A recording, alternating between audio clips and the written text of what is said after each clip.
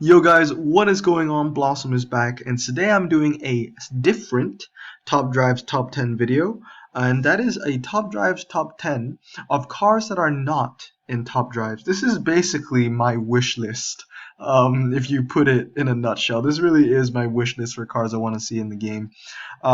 Usually when I play Top Drives at night, I like to scroll through my garages, I like to scroll through all cars, and sometimes I'm taken aback. This game, Top Drives, has a lot of cars in the game, but they're also missing a lot of key cars. So this list is going to cover that. Before I get into the list, once again, this is my opinion. So we're all going to have different opinions. So comment down below what your top 10 is, or just your favorite, the car that you want the most to be added to Top Drives. But with that said, let's get into number 10, and that is the Lamborghini Countach. This is my favorite Lamborghini of all time. Well, tied. It's either this one or the Lamborghini Miura. Huge fan. Why I love the Countach so much is well, it represents just the whole rad era of cars, the 80s, kind of early 90s, that kind of era. I loved it. The whole aesthetic of just this car, of what this car embodies, kind of just resonates with me a lot. If I had to live in any decade, in any time in like life, it would be the 80s. I would love to live in the 80s. I think it was a great time, great music, great vibes. I mean, I can't just imagine just waking up in like Miami Beach, right, in a hotel, residue of cocaine from the night before. Just walk out, you're completely fine. Walk into your white out Countach and your white out tuxedo, and you just drive down the beach, neon lights everywhere, blasting like synthwave music and pop and retro. I love that era. I don't know why, I really do. The fashion, the music, the cars, I love it. This Countach is just so rad and is number 10 in my list. Moving on to number 9, however, is the Pontiac GTO Ram Air from 1969, or more importantly known as the Judge. One thing I know Hutch doesn't know that well, if that sentence made sense, is that Hutch doesn't really know their muscle cars. They really don't. Um, they had the whole American Dream update, and then when the French Renaissance update came out, they had a lot more American cars added, especially Pontiac, and then they missed out a lot of key muscle cars, in my opinion. And in this list, my wish list basically of top 10 cars I want to see in the game, there are actually 4 muscle cars in here. Well, one's technically a sport car now, but who's really judging? Get it? But yeah, I love this car so much. This is probably the most iconic Pontiac of all time. It's this one or the first ever GTO, right? Um, Such a great car, and I don't know how Hutch did not add this into the game. Um, 0 to 60 of 5.3 seconds, a top speed of 122, and with that muscle car tag, I think this is a beautiful, beautiful car. That iconic orange, that iconic Judge badge. I love this car. I don't know why Hutch didn't add this with Pontiac when Pontiac was added, but hopefully one day I'll see this in game. Moving on to number 8, it is indeed the Mercedes SL65. So I'm not only covering, Ferrari and Lamborghini, I'm also covering cars that are not in the game, but they're part of a manufacturer that's already in the game. We've seen that with the GTO and now with the SL65. SL65 is probably one of my top tier Mercedeses. My favorite Mercedes of all time is the SLS Black Series, or just the normal SLS. But the SL65 is close behind.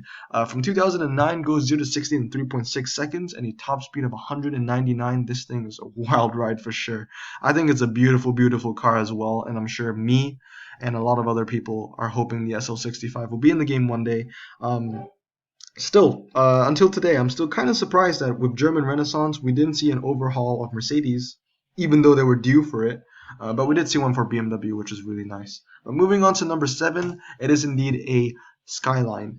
You guys probably weren't expecting, coming from me, to have a Japanese car in this list. Don't get your hopes up though. There's no French car in this list. But I am a huge fan of this. The KDR30 from 1983, 0 to 60 in 4.4 seconds, and a top speed of 180 miles per hour. Now, in recent updates with German Renaissance, French Renaissance, not really American Dream, but we've seen Hutch incorporate a lot more motorsport cars into the game with slick tires and all that good stuff. We see that with the RSR, the Porsche RSR, I mean.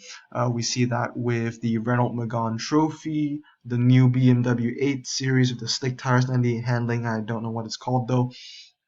So hopefully we can see a revamp for Nissan and other Japanese brands where they also get, the same treatment. And one car I really want to see is the KDR30. Now, we all know when it comes to Skylines, we know the 2000 GT, the R32, R33. We kind of skip what's in between.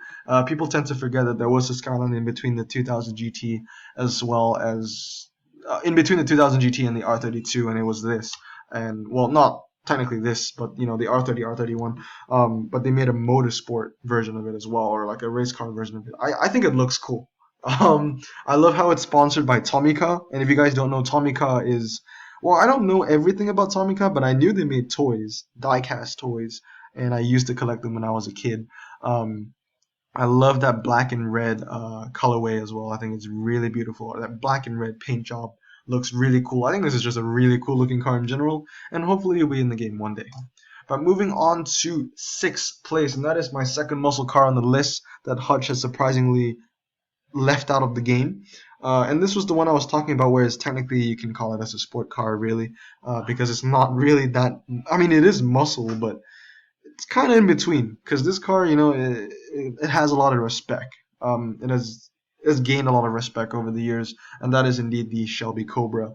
The one I want in particular, especially the one I have the statistics shown, is the 66 Super Snake that goes 0 to 60 in 3.2 seconds and a top speed of 165 miles per hour. Obviously, the Cobra pictured here is not the Super Snake, but the one pictured before was the Super Snake. There are many variations. There's the 427. There's the AC Cobra. That one's British. But yeah, I really want a Shelby Cobra in the game. I don't know how we don't have it yet, but we need to have it. I mean, there's so many big racing games out there that already have it. For example, Asphalt. I think every Asphalt game had a Cobra. But yeah, hopefully this will be in top drives one day. Moving on to fifth place is my second favorite Ferrari of all time. A lot of people ask me, not really in the comments, just my friends in real life, are you a Lamborghini person or a Ferrari person? Honestly, I love both cars, but I do prefer Ferrari. Honestly, as time goes on and how Lamborghini is getting a lot more, I guess, popular, like it wasn't before, but it's just getting a lot more popular now. This is getting more of a I guess, unpopular opinion that I like Ferrari more, but I do. I love Ferrari. I follow their history as well, and my favorite color is red. So, most Ferraris are red, and that's basically why that's why I was attracted to it when I was a kid because they're all red. But yeah, the 575 Maranello from 2004. This car, first time I saw it was when I was a kid. I watched a movie called Bad Boys with Will Smith. I think they're making a third one, which is gonna be pretty cool. 0 to 60 in 4 seconds and a top speed of 202 miles per hour. I think this is a beautiful looking car, honestly. I love short backs and front long hoods. I think it's really beautiful, and that's why I love muscle cars. But yeah, this Ferrari, I think it's beautiful. My second favorite Ferrari of all time. My favorite Ferrari is coming up in the list, and the third one isn't on the list, but that's the F12 Berlinetta. Love that car. I love the LaFerrari as well, but it's not in my top three. Moving on, in fourth place is the Aston Martin DBS Superleggera. I love saying that name. Superleggera from 2019. 0 to 60 in 3.2 seconds and a top speed of 211 miles per hour. Now, if you guys didn't know, last year over the summer, I had an internship with Aston Martin. And I was one of the first people to actually see and reveal the Aston Martin Vantage. I worked with a couple DB11s and Vanquishes as well.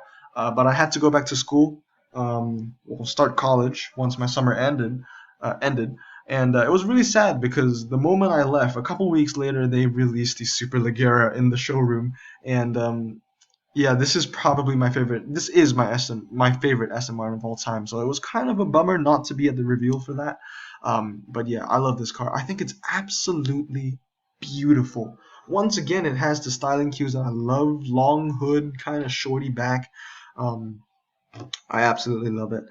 Before the Superleggera came out, my favorite Aston Martin was the DB5. And you know me and classic cars. I love my classic cars. So to have a new modern car triumph over a classic car, it's a huge feat for me. So Aston Martin Superleggera really deserves all my respect. I love this car. I think it's beautiful. Aston Martin, especially working with them, I came to know that Aston Martin doesn't really have that, I guess, reputation of performance and power. Not like Ferrari or Lamborghini, but they kind of have that reputation of luxury. Well, what I love the most about this Superleggera is that it has a reputation of luxury, but it also has a power of I want to kill you when you're in the car kind of thing. I love those kind of cars, you know. That's why I love the Etto Berlinetta. That's why I love the Viper ACR. I just like cars that you can't control. They just go so fast. But the Superleggera is a car you can't control. Just feels like you can't control it. It's an amazing car. Moving on, in third place, however, is my favorite Ferrari of all time, 250 GTO from 1962, 0 to 60 in 6.1 seconds, and a top speed of 174 miles per hour. This car is gorgeous. It's gorgeous. One of the most expensive cars in the world. I think the most expensive car was a 250 GTO, but it wasn't this style. It was a different style, and it sold for like what, $40 million or something like that. Goddamn, beautiful, beautiful car. Moving on, in second place, it is indeed the Shelby GT500. Once again, don't know how this is not in top drives, but this is a beautiful car from 1967, the fastback version, 0 to 60 in 6.3 seconds, and a top speed of 175. Look at this thing. It's gorgeous. I think it's really, really beautiful. It really is an icon in just the American automotive industry. One of the nicest muscle cars out there as well. I love this car. But yeah, that was my top 9. You guys probably know what my number 1 car is, so not a huge surprise. But in first place is indeed the Dodge Charger, the classic Dodge Charger. I couldn't decide which Dodge Charger I wanted to do, so I just said every classic generation Charger from 1968 to 1971.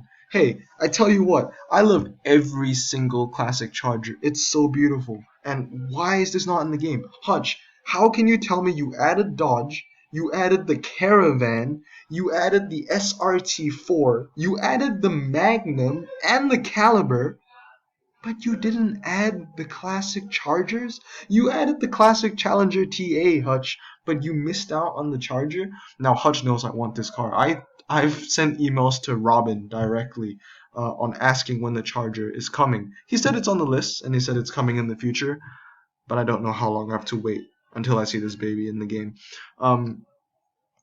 Every generation of this Charger has history to it, and it's all beautiful. The one here, as you can see, is the Elephant Charger with the Elephant engine made by Mopar and Dodge. It has 1,000 horsepower. This was revealed at the SEMA Auto Show last year. Beautiful car, and it also marked like an anniversary for Dodge. It was great, and they put it in the 1968 Charger. This is what it looks like with the bronze wheels. It's beautiful. That's a 1968 Charger though. 1969 Charger, you want to know a cool fact about that? Well, that 1969 Charger was Dom's Charger. Wait, no, it wasn't. The 1969 Charger was the Charger with the splitter in the grill. That was the one from Dukes of Hazzard, the General Lee. The 1970 Charger was Dom's Charger. The one a lot of people know, the huge Ram Air Scoop, black and chrome, beautiful car, fast and furious. And then the 1971 Charger, not a lot of people know about that one. It's kind of the more underrated Charger. It's kind of like the R33 of Skylines. And the 1971 Charger was actually showcased in Burn Notice, if you guys know what that show is. It's a really good show. It's a spy film. Not a film, TV show. But yeah, great show anyway. This car is just badass. 1968 Charger, besides from the Elephant, it was also in, what was it? It was in Bullet. It was in Bullet. It was a bad guy's car. But yeah, such a cool car. But yeah, guys, that's about it. That's my top 10 list of the top 10 cars I want to see in top drives. Let me know what you guys think in the comments below, what you want to see, and what is on your list as well. Anyway, hope you guys had a great day, and I'll see you all next time. Blossom out.